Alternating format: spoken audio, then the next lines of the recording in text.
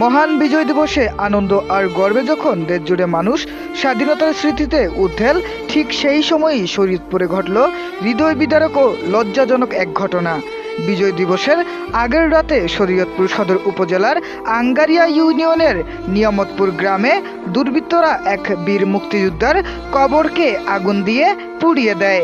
এতে বীর মুক্তিযোদ্ধা আব্দুল মান্নান খানের কবরের মাটির উপরের অংশ পুড়ে ছাই হয়ে গেছে। মঙ্গলবার 16 ডিসেম্বর ভোরে পরিবারের সদস্যরা কবর জিয়ারত করতে গিয়ে পোড়া কবরের ভয়াবহ দৃশ্য দেখতে পান।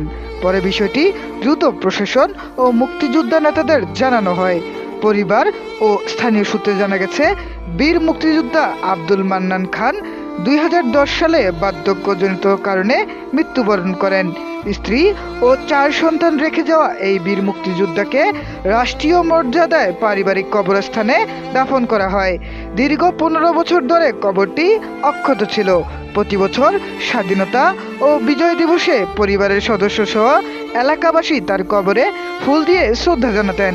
তবে বিজয়ের আগের রাতেই কবরটিতে আগুন দেওয়ার ঘটনাকে স্বাধীনতা ও বিজয়ের চেতনা বিরোধী কাজ বলে দাবি করেছে পরিবার।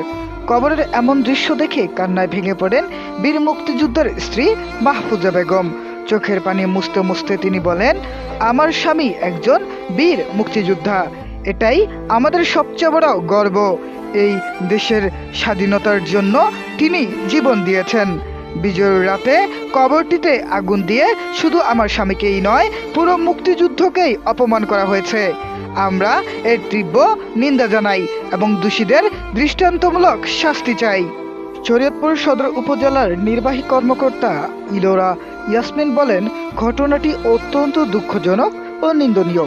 বিষয়টি গুরুত্বের সঙ্গে তদন্ত করা হচ্ছে এবং দোষীদের বিরুদ্ধে আইনগত ব্যবস্থা নেওয়া হবে।